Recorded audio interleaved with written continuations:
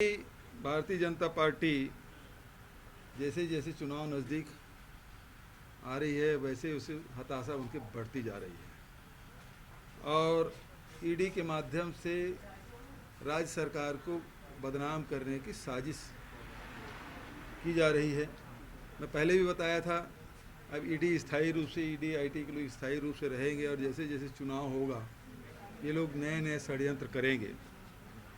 जहाँ तक कि शराब की बात है, शराब कॉरपोरेशन के माध्यम से जो विक्रय का निर्णय है वो रमन सिंह की सरकार में हुआ 2017 में, और 2017-18 में आबकारी मद से लगभग 3,900 करोड़ की प्राप्ति हुई। जब से नीति बनी, क्योंकि भाजपा शासनकाल में नीति बनी, और तब से 3900 करोड़ रुपया उस समय एक वर्ष में आया था। हमारे शासनकाल में ये आंकड़े बढ़े हैं और 3900 करोड़ लगभग 4000 करोड़ कह सकते हैं, अब वो बढ़ के 6000 करोड़ हुआ है। दूसरी बात ये है कि 2017 में जो शराब जो व्यवसाय से संबंधित डिस्टिलर है, अधिकारी है, परिवहन करता है, प्लेसमेंट एजेंसी है, उसमें कोई परिवर्तन नहीं हुआ। कई बार मुझे कहा गया कि इसमें वही लोग हैं, लेकिन हमने उसमें कोई परिवर्तन नहीं किया। और आबकारी में जो निरंतर वृद्धि है वो दर्शाता है कि किसी प्रकार के तथाकथित घोटाले के कारण के राज्य के शराब के राजस्व में कमी का जो आरोप ईडी ने जो लगाया है वो पूर्णतः मनगढ़ंत है। जब आपके राजस्व में 1.5 गुना वृद्धि हो गई, 1.5 गुना से अधिक, तो फिर आपका आरोप तो ऐसे मिथ्या हो जाता है। दूसरा, आबकारी विभाग के भारत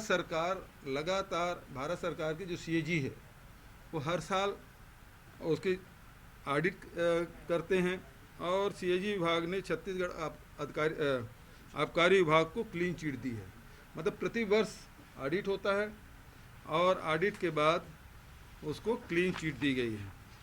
फरवरी 2020 में आपको याद होगा कि आयकर की टीम ने आबकारी विभाग से संबंधित व्यक्तियों के खिलाफ छापेमारी की कार्रवाई की थी, और उस समय भी मीडिया के माध्यम से तो बहुत हल्ला हुआ था कि फलाने के यहाँ नोट गिनने की मशीन गया है, उसके यहाँ कितने 100 करोड़ की संपत्ति पाई गई, लेकिन आईटी डिपार्टमेंट उस समय प्रेस विज्ञप्ति जारी नहीं कर पाई थी क्योंकि किसी के यहाँ कुछ मिला ही नहीं था। फिर मार्च 2023 में, मतलब 13 महीने बाद, ईडी ने फिर छापा मारा, लेकिन उनको भी शर्मिंदगी का सामना करना पड़ा और उन्होंने कोई प्रेस विज्ञप्ति जारी नहीं किया। उस समय भी हम लोग कहे कि भाई यदि ईडी ने छापा डाला है तो प्रेस विज्ञप्ति तो जारी करे कि किस अधिकारी के यहाँ, किस नेता के यहाँ, किस व्यक्ति के यहाँ कितनी राशि जब्त की गई, चल अचल संपत्ति कितनी जब्त की गई, उसके ब्यौरा तो जारी करें। लेकिन उस समय भी और असफल रहे और शर्म मारे ईडी अधिकारियों के द्वारा भी प्रेस विज्ञप्ति जारी नहीं किया गया। अभी मैं लगातार ये बोलता रहा कि ईडी के अधिकारी ऑफिस में बुला के मारपीट कर रहे हैं, धमका रहे हैं, परिजनों को प्रताड़ित करने की बात हो रही है, उसको फर्जी केस में फंसाने की बात कही जा रही है, महिलाओं को भी रात भर नियम विरुद्ध उसे पूछताछ कर रहे हैं, खाने को नहीं दे रहे हैं, खाने दे दिए, भोजन दे दिए तो पीने को नहीं दे रहे हैं, सोने नहीं दे रहे हैं, और इस प्रकार से प्रताड़ित कर करके उन्हें जबरिया हस्ताक्षर करा लिए।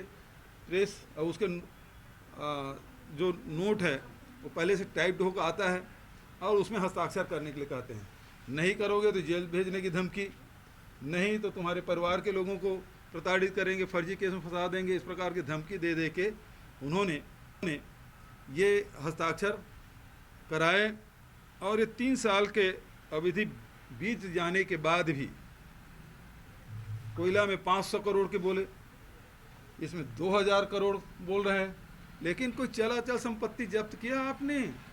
अब किया है तो कितने का किया है? 3 साल से आप जांच कर रहे हो, आईटी और ईडी यहाँ लगे हुए हैं, चल अचल संपत्ति कहाँ जाएगा, क्यों जब्त नहीं किए, वो कितनी राशि है, आवाज कर रहे हैं 2000 करोड़। तो ये आरोप है वो पूर्णतः मिथ्या है, गलत है, निंदनीय है। भाजपा के राजनीतिक एजेंट के रूप में ये सेंट्रल एजेंसियां काम कर रही है और ईडी का एकमात्र काम है भारतीय जनता पार्टी के चुनाव में फायदा दिलाना, क्योंकि भारतीय जनता पार्टी आप सब जानते हैं कि छत्तीसगढ़ में बेहद कमज़ोर है, उसके पास कोई मुद्दा नहीं है और ईडी के अधिकारी आपस में बात भी करते हैं कि हमारे भरोसे भारतीय जनता पार्टी चुनाव लड़ना चाहती है। मैं पहले भी बोल चुका हूँ और ये बात साबित हो रही है कि आनन फानन में 2000 करोड़ का उन्होंने आरोप लगा दिया।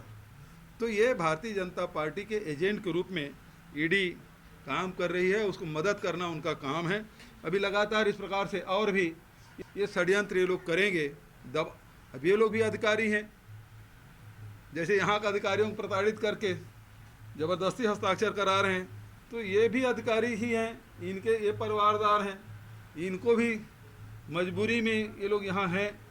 अब 3-3 साल से यहाँ बैठे हुए हैं, कोई काम धाम नहीं, बस उसी को बुलाना, उसी को पकड़ना, उसी को नोटिस देना, उसी को बयान लेना और घंटों बिठाए रखना। 2 सवाल रहेंगे और सुबह से बुलाए रहेंगे 10 बजे 11 बजे से रात को 2 बजे छोड़ रहे हैं। पूछते कितने हैं? 2 सवाल, 5 मिनट का काम है।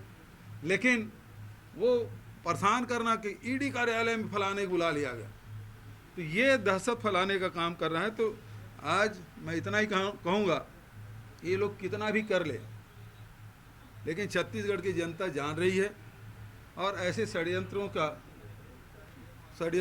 को पहले भी बेनकाब कर चुके हैं हम लोग और आगे भी हमारी कांग्रेस की सरकार, कांग्रेस पार्टी ऐसे गिदड़ भमकी से डरने वाले नहीं हैं। ये चुनाव को देखते हुए इस प्रकार के आरोप लगाए हैं, नहीं तो बताना चाहिए कि इन्होंने चल अचल संपत्ति कितनी जब्त की।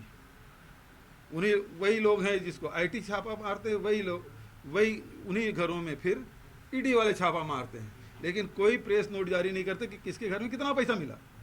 तो ये केवल षड्यंत्र करके बदनाम करने की कोशिश भारतीय जनता पार्टी की ये आज व्हाट्सएप और हम देखो, सोशल मीडिया में देखो, वो इतना उनके पाँचें खिल गई है।